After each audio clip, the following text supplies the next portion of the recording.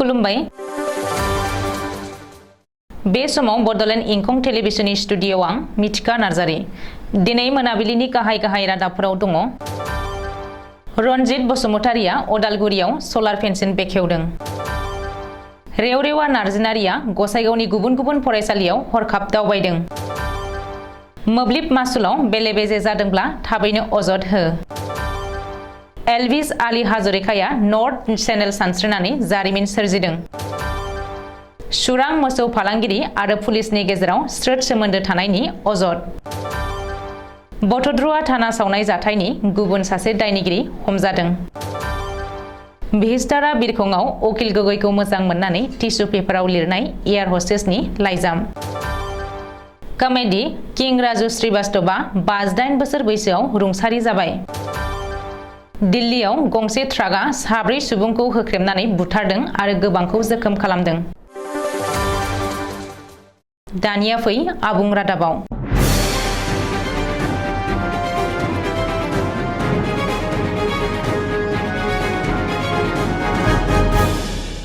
बिटिआरनि हाग्रा बिफाननि मावफुं सोद्रोमा रनजित बसुमतारिया दिनै अदालगुरि जिल्लायाव सलार फेन्सिन बेखेवदों। हाग्रानि मैदेर आरो मानसिनि गेजेराव दाङाबाजिखौ होबथानो थाखाय हाग्रा बिफाननि मावफुं सोद्रोमा रनजित बसुमतारिया दिनै ननाय हाग्रा ओनसोलाव सलार फेन्सिन बेखेवदों। अदालगुरि जिल्ला 1 नं उत्तर डिमाकुसियाव मैदेर आरो मानसिनि जाब्रबथायखौ होबथानो थाखाय बिटिआर सोरखारनि हाग्रा बिफाना सलार फेन्सिन होनायनि राहा लादों। दिनै बे सलार फेन्सिन होनायनि खामानिखौ फिथा हास'नानै बेखेवजेनो जायगानि इएम दावबायसा बर' आरो इएम रनजित बसुमतारिया। मख'जायोदि थांनाय 14 सेप्तेम्बर खालि 1 नं उत्तर डिमाकुसिनि थागिबि कुकेशवर देखा मुंनि सासे सुबुङा मैदेरनि गाग्लोबनायाव जिउ खहा जादोंमोन आरो बि जाथायखौ लानानैनो रायजोफोरनि गेजेराव हाग्रा बिफाननि डिएफअ रेन्जारमोनखौ गाज्रि आखु बाहायनाय जादोंमोन। बिनि अखानायैनो बिटिआरनि गाहाय प्रमद बर'आ जाथायसालियाव थांनानै मैदेर आरो मानसिनि गेजेराव जाफ्लेबाय थानाय दाङाबाजिखौ थाबैनो सुस्रांनायनि राहा लानाय जागोन होननानै रायजो राजानि सिगाङाव खोथा होदोंमोन। खोथा होनाय बायदियै दिनै बिटिआरनि हाग्रा बिफाननि इएम रनजित बसुमतारि आरो गेलेमु बिफाननि इएम दावबायसा बर'मोनहा उत्तर डिमाकुसियाव सलार फेन्सिनखौ बेखेवनानै होबाय। बिटिआरनि मावफुं सोद्रोमा रेवरेवा नार्जिनारिया दिनै गसाइगाव खासिबारि ओनसोलनि बेन्दोंआव थानाय गुबुन फरायसालिफोराव हरखाब दावबायदों। खासिबारि ओनसोलनि गुबुन फरायसालियाव हरखाब दावबायनानै मावफुं सोद्रोमा रेवरेवा नार्जिनारिया थासारिखौ नायगिदिंना आरो खौरां लादों। मख'नो गोनांदि बिटिआर ओनसोलाव सोलोंथाइनि हारखौ जौगाहोनो थाखाय बिटिआर सोरखारा बिथोन होनाय बायदियै रेवरेवा नार्जिनारिया दिनै गसाइगाव महकुमानि सिङाव थानाय खासियाबारि ओनसोलनि गंथाम फरायसालियाव हरखाब दावबायनानै नायबिजिरहैदों होननानै खौरां मोन्दों। रिपर्ट बादिब्ला रेवरेवा नार्जिनारिया फरायसालियाव फोरोंगिरिफोर नुजाथिफैनाय फैयि आरो फरायसाफोरनो मोजाङै सानजौफुनि आदार जाहोनाय जाहोयैनि सायाव सुलाद लायो आरो फरायसालिखौ मोजाङै सामलायलांनो थाखाय बिथोन होयो। मोब्लिब मासुलाव नुजानाय बेले-बेजे आरो जेंनाया थाबैनो सुस्रांजानायनि लामायाव।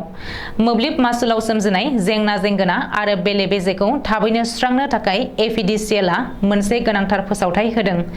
एफिडिसिएलआ फोसावथाय होनाय बायदिब्ला जायफोरनि मोब्लिब मासुलाव बेले-बेजे जादों बिसोर थाबैनो फोनांजाबनो हागोन आरो गावबा-गावनि अजद होनो हागोन। मोब्लिब मासुलाव सरजाबजानाय उफेरा मासुलखौ उननि समाव गोरोबनानै होगोन। बेजों लोगोसे जेंना नुजाथिनाय स्मार्ट मिटारखौ मोब्लिब बिफाना सोलायनानै होगोन। बेनि थाखाय एबा बेले-बेजे जानायनि अजद होनो थाखाय ग्राहकफोरा 1912 नम्बराव कल खालामनो हागोन आरो 7575999666 नम्बराव वाट्सएप खालामनो हागोन। बेनि अनगायैबो एफिडिसिएलनि गासैबो मावख'आव थांनानै ग्राहकफोरा गावबा-गावनि अजद होनो हागोन।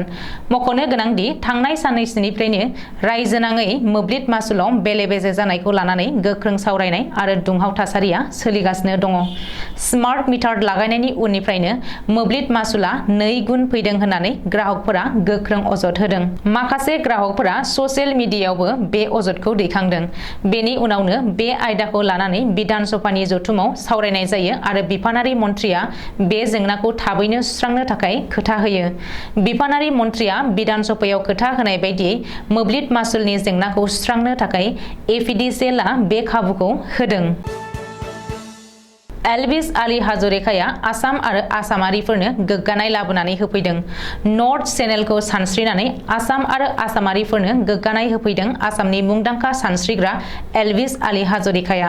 लान्ट्रियै 7 सान प्रेक्टिस खालामनायनि उनाव बे जारिमिनखौ सोरजिनो हादों एलविस आली हाजरिकाया। रिपर्ट बादिब्ला 14 घन्टा 38 मिनिटआव नर्थ चेनेलखौ सानस्रिना बारनो नाजानाय सिमांखौ एलविस आली आहमेदा जाफुंसार खालामनो हाबाय।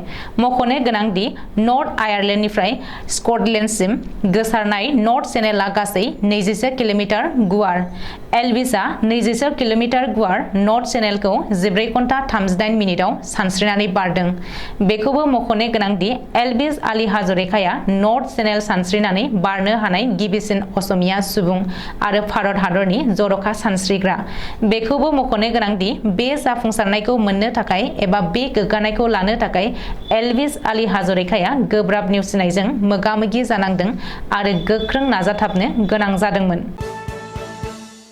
सुरां मोसौ फालांगिरि आरो पुलिस बिफाननि गेजेराव स्रोद सोमोन्दो थानायनि गोख्रों अजद थिखांदों। कामरुप जिल्लानि बक'आव मंगलबारखालि फुङाव सुराङै लाबोनाय मा 28 मोसौफोरखौ हमनो हानायनि उनावनो बे गोख्रों अजदआ पुलिस बिफाननि सायाव सिखांदों। मख'नो गोनां दि बक'आव मा 28 मोसौफोरखौ पुलिस बिफाना हमाखै। स्रोद सुलुंनि खौरां मोननानै ओनसोलनि रायजो राजाफोरासो सिग्रोमनानै गंथाम DI गारियाव लाबोखुमानाय समाव 28 मोसौफोरखौ हमनो हायो आरो उननि समाव पुलिसनो गथायनानै होयो। बेखौ लोब्बा लानानै सुरां मोसौ फालांगिरि आरो पुलिसनि गेजेराव स्रोद सोमोन्दो दंलायो होननानै गोख्रों अजद सिखांदों। सुरां मोसौ फालांगिरिफोरनिफ्राय पुलिसआ सम बायदियै रां मोनो। बेनि थाखायनो पुलिसआ सुरां मोसौ फालांगिरिफोरनो सिरियै लामा दिहुननानै होयो होननानैबो दाबि खालामदों। बबेखानि सम पुलिसआ सुरां मोसौ फालांगिरिफोरनि हेंथायै अपारेशन खालामनायखौ नुयो। नाथाय सुरां मोसौ फालांगिरिफोरा सम बायदियै रां हरियावसो पुलिसआ बिसोरनि हेंथायै अपारेशन खालामो होननानैबो गोख्रों अजद होदों। पुलिसनि नोजोरनिफ्राय खारखोमानानै थानाय बटद्रुवा थाना सावनाय जाथायनि गुबुन सासे दायनिगिरिया पुलिसनि जेआव।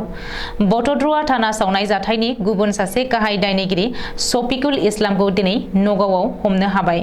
नगाव आरो मरिगाव पुलिसआ नगाव जिल्लानि मयराबारिनि गंसे इटा भाटियाव जथाय अपारेशन खालामनानै शफिकुल इस्लामखौ हमनो हादों। रिपर्ट बादिब्ला शफिकुल इस्लामा मयराबारिनि आकाश आली मुंनि सासे सुबुंनि इटा भाटियाव लेबार महरै खामानि मावनानै पुलिसनि नोजोरनिफ्राय खारखोमानानै दंमोन। मख'नो गोनां दि गोलाव समनिफ्रायनो खारखोमानानै थानाय शफिकुल इस्लामा थांनाय 21 मे खालि बटद्रुवा थानाखौ पेट्रल लुनानै सावना होदोंमोन।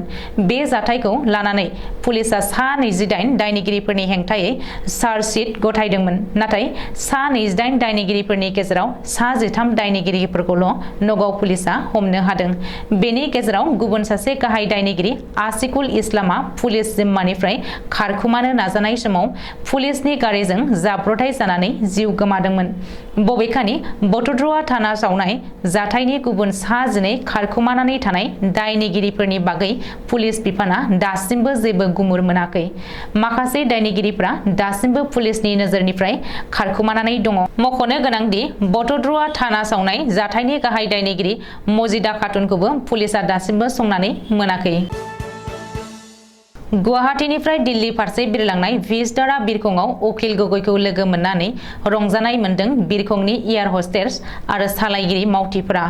बिसोर उकिल गगैखौ बाखनायनानै बिरखं सिङावनो मोनसे टिसु पेपाराव लिरब्रबनानै गावसोरनि गोजोननाय आरो मोजां मोननायखौ फोरमायनानै गांसे लाइजामबो होदों शिबसागरनि MLA आरो रायजो दल हानजानि आफादगिरि उकिल गगैनो। गुवाहाटीनिफ्राय दिल्ली फारसे बिरलांनाय UK 742 भिस्टारा बयिं बिरखंनि एयार हस्टेस रांसेन सानु काजल आन्टी आरो निकिता मोनहा उकिल गगैजों जयैनो ग्रुप फटक लानानै शेयारबो खालामदों आरो उकिल गगैजों फटक लानो मोननानै जोबोद गोजोननायजों गावसोरनि मोन्दांथिखौ फोरमायदों।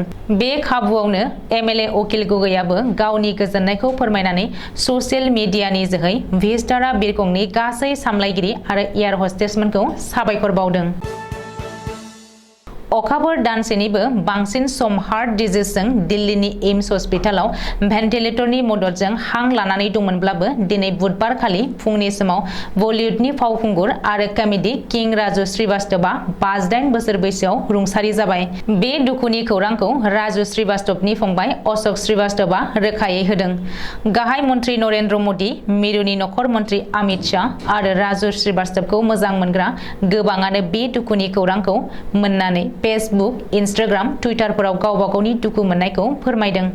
मख'नो गोनांदि बयखौबो मिनिहोनानै गोसो बोनो हाग्रा राजु श्रीवास्तवआ बलिउडनि गोबां हिन्दी सावथुनाव खामानि मावबोदोंमोन। मैंने प्यार किया, बाजीगर, बम्बे टू गोवा, आमदानी आटानी खर्चा रुपया बायदि हिन्दी सावथुनफोराव राजु श्रीवास्तवआ फेस्ला फावखुंगुर महरै खामानि मावलांदोंमन। लाफ्टार चेलेन्जजों गावखौनो जाफुंसार खालामनो हानाय राजु श्रीवास्तवआ आथिखाल समाव उत्तर प्रदेशनि फिल्म डेभेलपमेन्ट काउन्सिलनि मासिगिरि जानानै दंमोन। हादरनि राजधानी दिल्लीनि सिमाफुरियाव डिभाइडाराव उन्दुनाय माखासे सुबुंफोरखौ गंसे ट्राकआ हरनि समाव होख्रेमलांदों। जाहोनाव सानैया जायगायावनो थैदों, सासेया हस्पिटालाव लांनाय समाव लामायावनो थैदों आरो सासे हस्पिटालाव थैहैदों। बे जाथायाव गासै 4नि जिउ खहा जादों आरो 2 गोब्राब जोखोम जानानै दिल्लीनि गंसे हस्पिटालाव थैनायजों जुजिगासिनो दं होननानै पुलिसआ सुलुङाव फोरमायदों।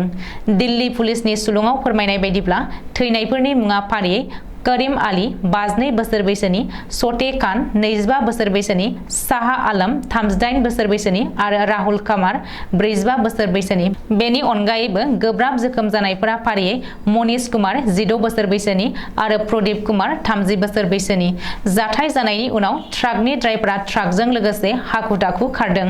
पुलिसनि मोनब्रै हानजाया ट्राकखौ नागिरगासिनो आरो थाबैनो हमनो हागोन होननानै मिथिहोदों। दिनै मोनाबिलिनि रादाबा एसेनोसै। गोजोन्थों।